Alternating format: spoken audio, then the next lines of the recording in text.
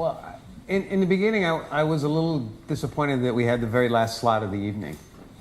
But it's obvious to me now that you were building in terms of complexity, right? Because what my colleague Dimo Dimov and I, who is a professor of entrepreneurship and innovation at Bath, it takes two of us. Our problem is so complex.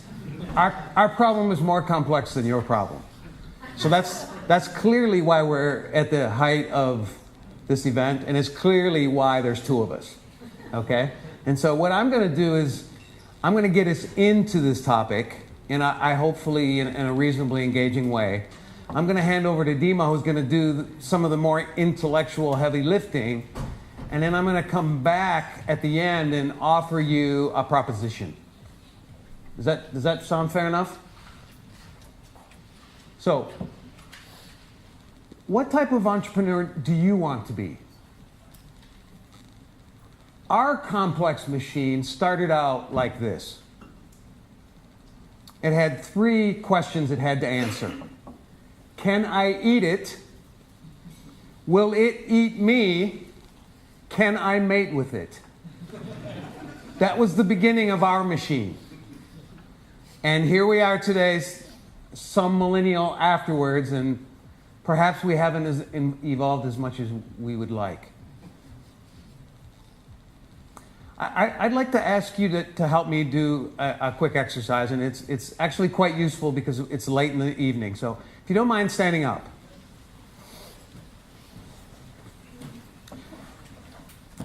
I want to learn very quickly something. No.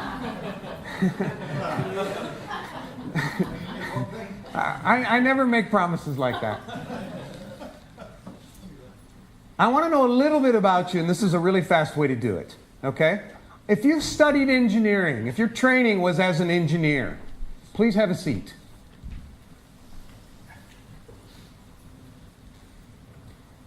Anybody trained in psychology? Have a seat. Any lawyers in the room? Lawyers, have a seat. How about the natural sciences, chemistry, biology, physics, and mathematics? All right. How many computer scientists do we have here? All right. How about something related to business administration, finance, marketing, communications, strategy, economics? How many self-made entrepreneurs do we have in the room? I've done this with Alex before, so I knew what I had to do to get him down. What am I missing? Science. Sir? I'm a uni dropout. A uni dropout, okay. So you're a self-made professional, right? Deborah, what did I miss? Please, you can. Nursing. So I would loosely couple that into the natural sciences, but that's all right. I didn't say it. Please have a seat. Now, why am I interested in that? And it's really quite simple. As a professor of entrepreneurship and innovation, I'm interested in the act of creating new things. And really, there's 4 disciplines that have crafted a mindset, a skill set, and a tool set for creating new things. And those are the 4 disciplines that are responsible for most of the stuff that's in the world, that's been created by man. The chairs you're sitting on, the building that we're in, the clothes we're wearing, the technology we have in our hands, were developed by one of these disciplines. So they share something in common, but they're very different in how they go about the act of creating something. Okay? So let's start with the engineers, right? Engineers are notorious for their affection for a problem. And they particularly like a problem that's well-framed and well-specced. And engineers believe that if a problem is well-specced, that there's a solution that can be found. Okay? Now, if you move north into the quadrant of design, designers also are interested in problems, but not in the same way that engineers are. Designers are interested in human-centered problems. right? And so their starting point is empathy, that word that was thrown out just a minute ago. And so they start with trying to empathize with the problem source. Who has the problem and how do they see the problem? If you move this way toward me on the 2x2, down in the science quadrant, right? Scientists are interested in understanding the rules, the natural rules that govern the world. More affectionately called the truth. And so scientists have developed the scientific method. We're all reasonably familiar with it. You formulate a hypothesis, you collect some data, and you prove or disprove your understanding of the natural laws of how things work. Now, it's no coincidence that many of the things that scientists discover become the input for things that engineers use to solve problems. Think of the concept of gravity, for example, and the use of a pulley by the engineering world. Okay? Now, if you move north into the coveted upper right-hand corner of any 2x2, right, you have the artist. Now, the artist's act of creation is something quite unique. And the uniqueness is its starting point. Is for an artist, it comes from within. And it's a translation of something in the area of beauty. So an artist transforms interpretation of beauty into a medium in the form of a poem, a sculpture, a canvas. And so what we have in these creative fields is 4 very different ways of thinking about the creative process. And so as a professor of entrepreneurship, as professors of entrepreneurship and innovation, what we're essentially trying to help people do is learn how to think differently about the act of creation. And so we have a very good starting point with these 4 disciplines. Now I want to get you to engage and humor me with a couple of very quick reflective exercises. I want you to think back, after all this discussion we've had about technology, I want you to think back and come up with one thing that we in this room take for granted that the generation before us, our parents for example, either knew nothing about or only a little bit. And you can tell from my image there, I've got some digital natives in their smartphones. I can assure you it would take a good afternoon lunch, perhaps a tea afterwards, for me to explain to my mother what's going on there. She would not have gotten that. But we take it for granted. We would walk by that on the street and not think anything about it. Come up with one thing that fits that category from your perspective. Remote control. Remote control. Remote control of what? Television. Television. How about more than 3 channels? They still can't work it out. Yeah, how about more than 3 channels so that you need a remote control to surf, right? Air conditioning. Google Maps. Touchscreen. Anything related to the internet, right? A computer. How many of you had Encyclopedia Britannica in your home? Opened up the world to you, didn't it? How amazed were you that all that stuff was right there in front of you in 27 volumes?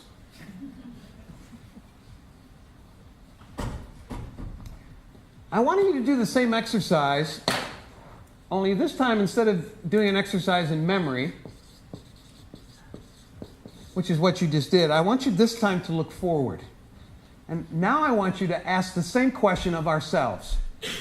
And certainly you've had plenty of input over the last couple of hours this evening.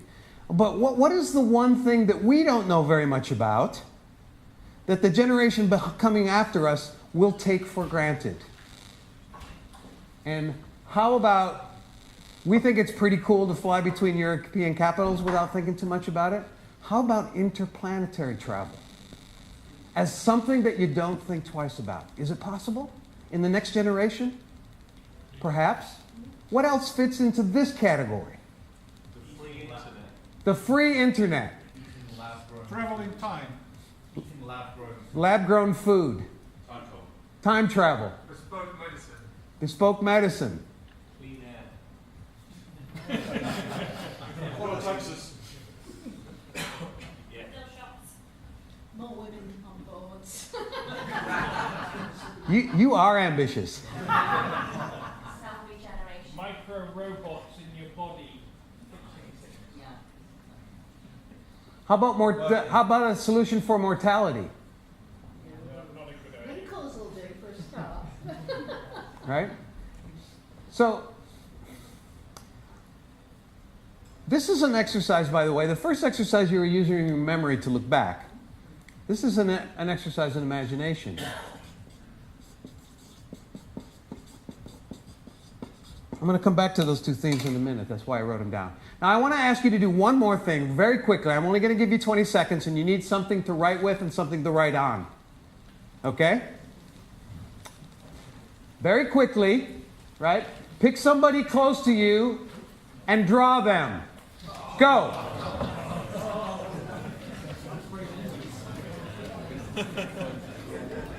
"15 seconds.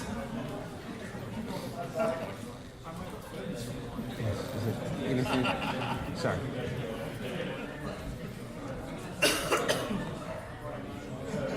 "5 seconds. Okay, stop. Okay? Hold it up and show it to your neighbor and show it around. Thank you. I want to be that guy.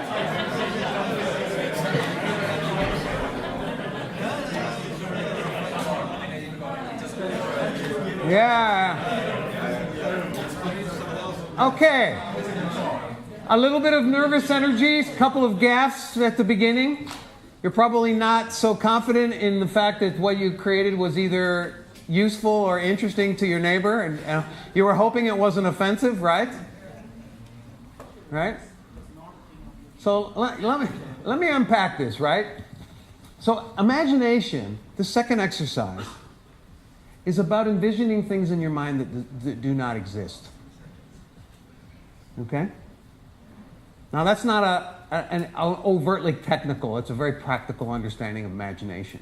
We use it principally for two things in business.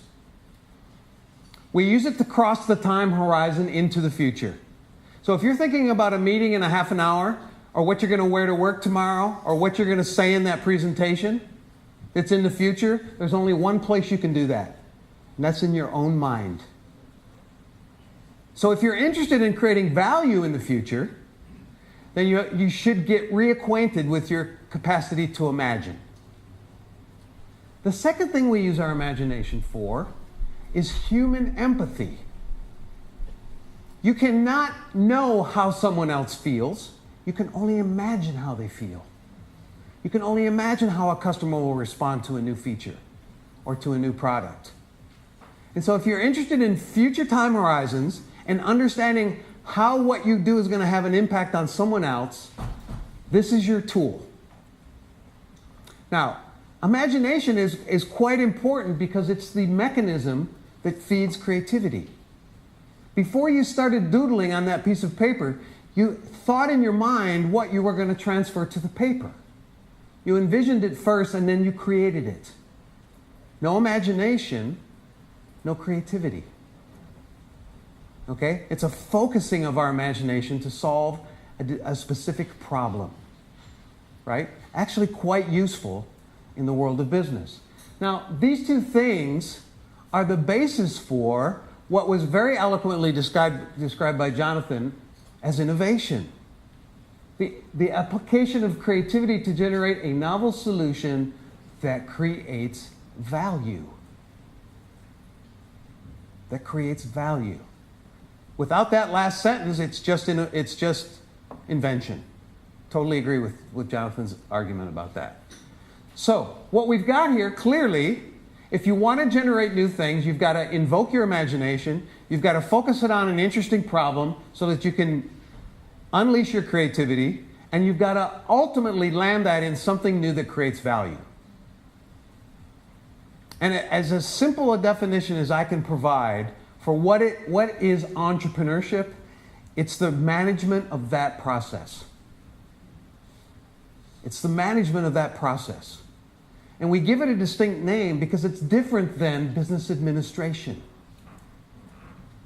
Please remember that 2x2 that I started out with did not have business there. Business is not a creative endeavor. Management is not a creative act. We have to borrow and import from outside other established methodologies into the world of business in order to become more innovative.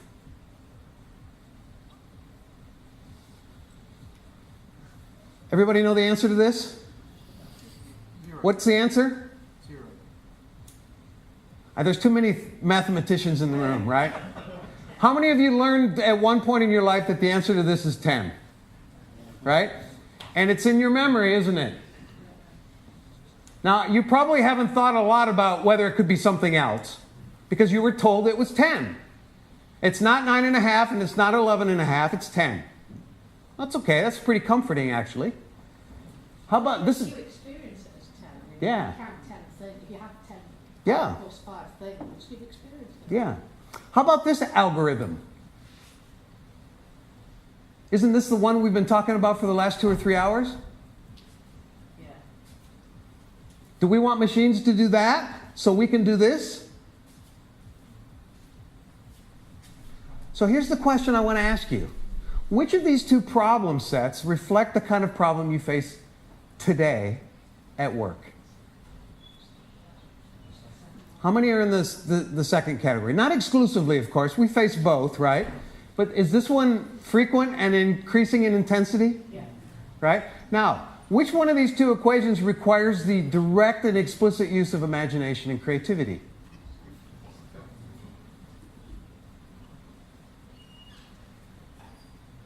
I rest my case.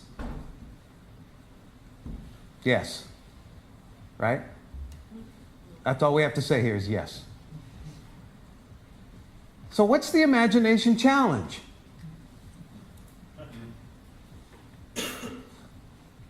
I'm going to invite Dimo to help us answer that.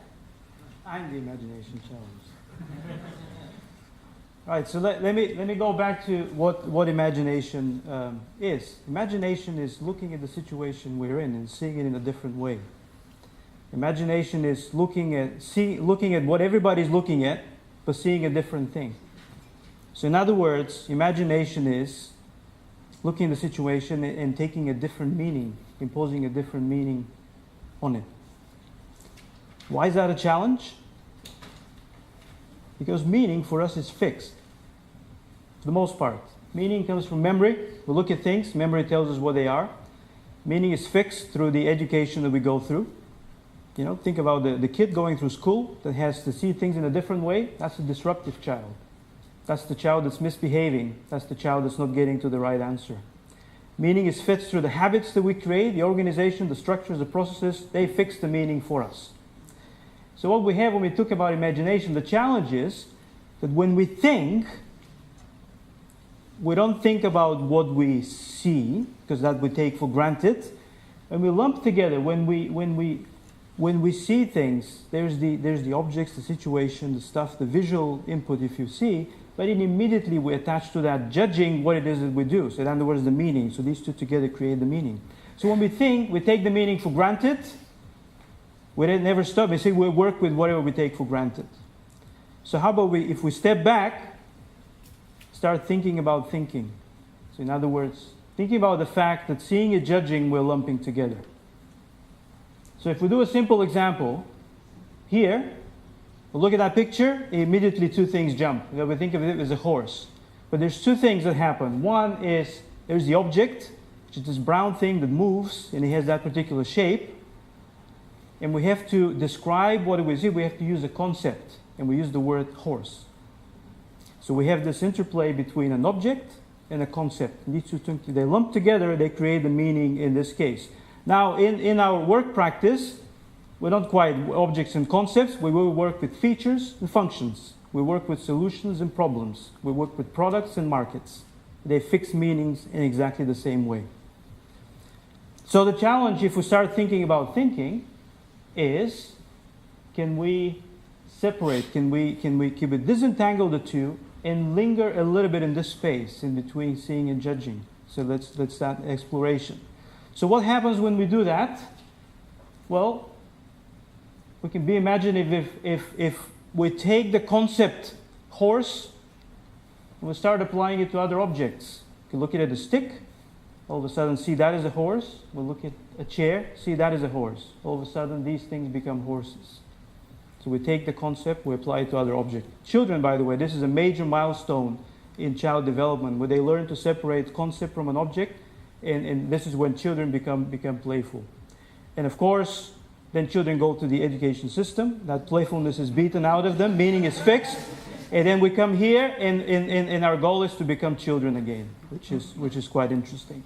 So being imaginative. And another way of being imaginative, we take the object, and we just start linking it to new concepts. We can look at that. I can call it a friend or a pet. I can call it a factor of production. I can call it a race competitor. So based on what we've seen here, we all of a sudden realize that the space for entrepreneurship goes way beyond the status quo of fixed meaning. And there are all these spaces around. So hopefully by this point you're thinking, well, yes, I'd like to explore all these spaces. I'd like to use the space for entrepreneurship that imagination opens up. Now the challenge is to understand whether we're equipped to do that. And having said that we're kind of slaves to memory and all that fixed meaning, so we need some development to be able to do that. And so that back to the question of what type of entrepreneur are you? If you want to work with a company and you're brought in to understand what is going on, what's the first thing that you would ask for? Or one of the first. You look at the balance sheet. Right? The balance sheet gives you the state of the company in terms of accumulated positives and liabilities and negatives. Gives you the state of play in the company. So if you want to think about ourselves as something to develop, we're going to think about ourselves. We need a balance sheet of sorts. We need something that's going to give us a map of what we are. So we want something like this. We want something that would say, here is a picture of me. Here's what I look like, and this is going to tell me perhaps what I need to do to be able to explore the full range of entrepreneurial spaces. So we're leading towards what would that map look like. Now, and that's the tool that we've developed, and it rests on a few ideas. The first one, and this is the OODA loop that was presented earlier in a slightly different form, but I would challenge to say, life is an OODA loop. We perceive things, we have ideas, we act, there are consequences, as a result we have new ideas, new actions, new consequences. That's what life is. And based on the way we've gone through life, based on the way meaning has been fixed for us, unfortunately that means that we have gatekeepers within. So in that OODA loop, there are two places where we exercise that gatekeeping function. We exercise a judgment here in between perception and action. We exercise judgment here in having the concept, something happens, what do we do next? What comes next is the second place for judgment. So we want to understand the gatekeeper within. The first gatekeeper is, what should I do given the situation, given the uncertainty? And that is a gatekeeper because, particularly working in organizations who are built on accountability, we want to be able to justify what we do. Why do you want to do this? You can't be a child and say, just because. And you have to justify what is the goal that you're trying to. And you can't do that if you use your imagination. You cannot convey to people and they will say that's crazy. So to do exploring here, we have to jump over this hurdle and say, how can we do things without justification? But nature's figured out a long time ago, because the whole evolution of life is based on that thing, which is called mutation. And mutation is all about imperfect copying. Mutation is about doing things just to see what happens. If you work with genetic algorithms, that's what they do. They do on purpose imperfect copying, just to see what happens in that clone. And if it works well, we retain. And if it doesn't, we go back to something different. So that's one way to jump over this hurdle. The second judgment is about, based on what's happened, based on what my learning, what is possible. So we got to go from that immediate pursuit of what we thought was relevant and irrelevant, and start seeing new patterns. So that's where imagination starts coming in. So putting these two things together, brings us to what we call the elements of entrepreneurial style. So we try and capture two simple dimensions. The first one, related to judgment one, is this is what we do pre-action. This is a continuum that reflects our attitude towards uncertainty. It's a continuum between reason and play. Do we apply reason? Do we only do things that we can justify? Or do we do things for the sake of seeing what happens? So being playful. Do we want to be adults? Or do we want to be children? In a way, if you put in, this is the theory of adult theory. The second one, the second judgment has to do with what happens when we receive new information. And this is about our attitude towards possibility. Do we structure things and filter things out, many things as irrelevant, because this is where we thought we want to go. The information that we receive is negative. So as a result, you conclude a drug trial is faulty. You ignore all the side effects, and that's it. Or you find some interesting side effects, and you decide that you can turn that into a new possibility and call it Viagra, which is in this. So it's structure versus openness. And so putting these two dimensions together brings us back to what type of entrepreneur are you? And I'll go back to Joe to close that. So I hope it, even though that there's some heavy conceptual lifting in what Dimo just shared with us, we're trying extremely hard to make this actionable and pragmatic for individuals and organizations, right? And so one of the concepts, Dimo made a reference to the balance sheet, but if you're going to paint something a new color, one of the most important first steps is to scrape off the old paint so you have a clean surface. And so what we've been doing over the last almost year now is been constructing a way to help people understand what their natural default setting is on those two continuum. And by doing that, we can help people determine what their entrepreneurial style is. Now, this is a starting point. It's not a life sentence. Okay? I want to be very clear about that. So when we provide you a response to our assessment, I'll show you in a minute how we can plot you on this 2x2. It's not a life sentence. It's a starting point. It's a developmental marker. And we believe very strongly that most of us have the innate capacities to play effectively and confidently in all four of these domains.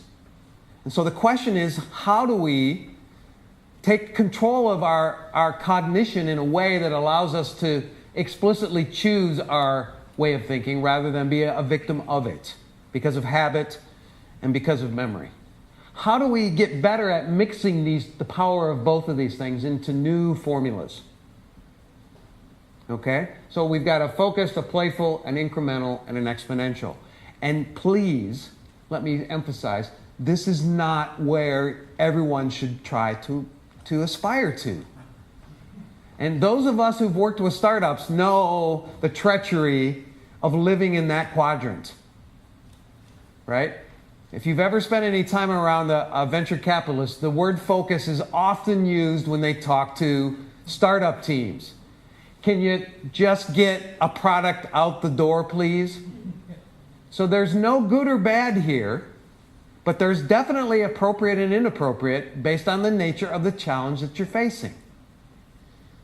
And so what we're trying to do is raise our understanding of these judgments and help us understand, given the nature of the problem, how we can find a way to be cognitively agile and move around in this set of combinations.